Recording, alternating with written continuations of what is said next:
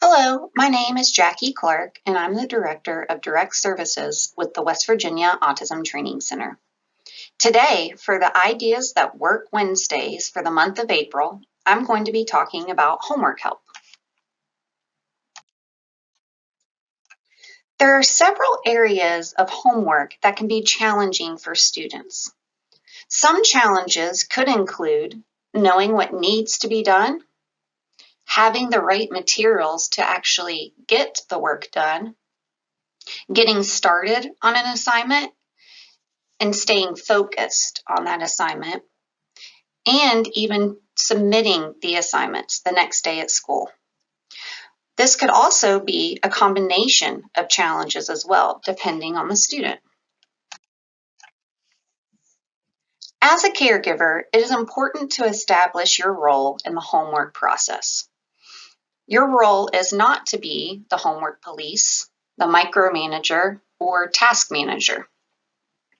It is instead recommended to establish your role as someone who is a helper with organization, someone who can assist with structure, who can set up and establish routines, can offer guidance when needed, and can also play a role model for the student. How can we be a helper with organization? One way is to create a binder system.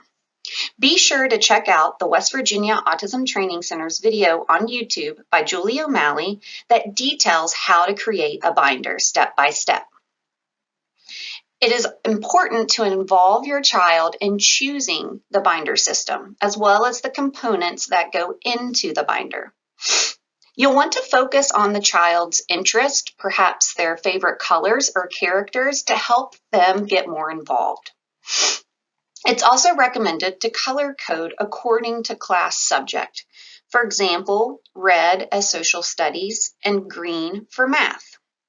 You'll also want to create a place within the binder for homework that's specific for going home each day, as well as turning in to school the next day.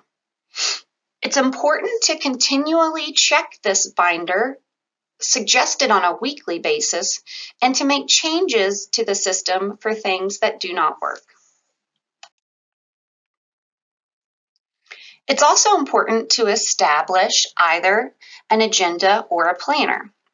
It's important to know if it would be best to have a daily planning sheet that lists the assignments with subject, as well as any teacher or parent notes, or perhaps a weekly planner with a to-do list. It's recommended to stay in communication with your student's teacher, and one way to ensure that work is being sent home and submitted is to have a teacher and a parent sign off on this daily planning sheet. Another helpful tip is to create a grab-and-go spot within your home. Keep visuals in a place that can be seen by your student and reviewed daily to ensure it is part of their daily routine.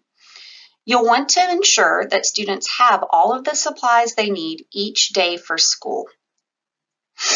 You'll also want to use pictures to help establish all of the items are within the backpack.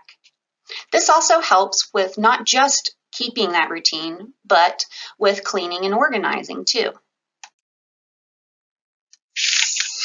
It's important to establish a homework station within your home. It's recommended that this homework station be different from perhaps an everyday play or even rest place within your home. It's recommended to have good lighting with minimal distractions and have all the supplies needed that may be accessible for your student. Things like pencils and pens, paper, glue, scissors, and also snacks as needed. You'll also want to include a sensory or a fidget toy that may help your student with sensory regulation. It's important to always start with choice with the student. This helps to offer a sense of control. It's also best to think about what choices to present to your child. It's typically recommended to limit this to 2 choices so as not to overwhelm the student. Things like choosing what time to start the homework, or perhaps the place of where to start the homework, or what subject to work on first, or even how you go about studying your spelling words. Maintaining focus and momentum can be difficult for students. Some helpful strategies would be to try to establish planned breaks with visual timers for students to recognize how much work is left before the next break. It's also important to use first and then visuals to remind students what they need to complete in order to do what they desire. Typically, it may be first we're going to do homework and then you can have computer time. There are also many apps available that are helpful with maintaining focus. Things like Forest, Epic Win, and Streaks.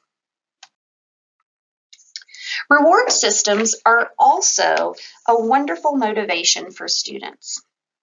Again, we want to stress the choice here for students and center that around their interest. Things such as a collection of stickers to show what they are working toward. This could be a daily reward system or perhaps a weekly one where they are working at the end of the week for some sort of prize.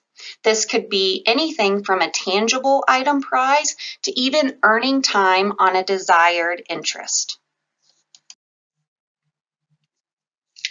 When reading, it's important to always use a pencil or a note card to help to keep up with not just the pace, but the place of which the student is reading. Popcorn style reading is also a fun strategy to use for students. For example, you may say, you read the first sentence and then I'll read the second sentence, and go back and forth like that through the reading. You'll also want to schedule to switch out, perhaps even going paragraph by paragraph, and modeling for your student proper reading. You'll want to read to your students for other subjects as well. Spelling. You'll want to try different strategies when doing spelling. Some students may work best if they recite the words out loud first, then perhaps write them on paper. Some students may do best with typing their spelling words out on a computer or an iPad. Perhaps even using a dry erase board with marker may present as more fun for a spelling activity. There's also many websites and computer games that allow you to be able to insert your weekly spelling words and create a game out of that for your students. One strategy shown here is to fold construction paper into thirds. Fold the bottom part up and staple on the creases to make 3 pockets. Make the letter and blend flashcards for the word pattern of the week. Say a word and students make the word with the flashcards. This is something that is tangible and something that can be fun for your students to do for spelling. Another suggested activity that can be done at home is to make flashcards, red and green flashcards, for pre-test word list. You'll want to identify incorrect letters in each word. Write the flashcards where the correct letters are written in green and the incorrect letters are written in red, and then you use those flashcards to study. There are many online spelling games that are free and available for your student, such as Spelling City, Kids Spell, Fun Brain, Hangman Words, or ABCYA. There are lots of different ways in which you can practice handwriting with your student. Many students love to have a tangible way in which to spell their names. You can do that with foam or shaving cream, even flower tray writing. You could do rainbow writing, where perhaps each letter is a different color or each word is a different color. Using a magnadoodle can be something for spelling and handwriting, as well as a dry erase board, finger paint, Play-Doh, or even the iPad.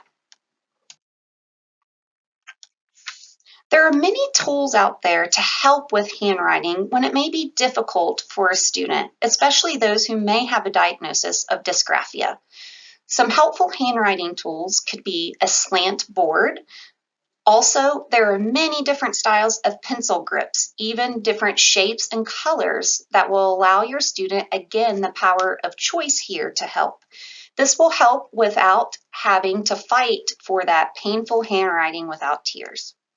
Also, the use of technology or a keyboard to help with the handwriting when it may be painful is also an option. For math, you'll want to reduce the workload as much as possible. Perhaps you can have planned breaks where you work up to the red line and have an activity after that's enjoyable before returning to complete the assignment. You'll also want to maintain a file folder for just your math assignments and perhaps even fold that assignment so that they only see what they need to do at that time. Looking at the entire worksheet may be overwhelming, so breaking it down and reducing it into manageable pieces is something that is recommended. There's also many manipulatives that can be used for math. For instance, you could always create beads on pipe string to show association with math.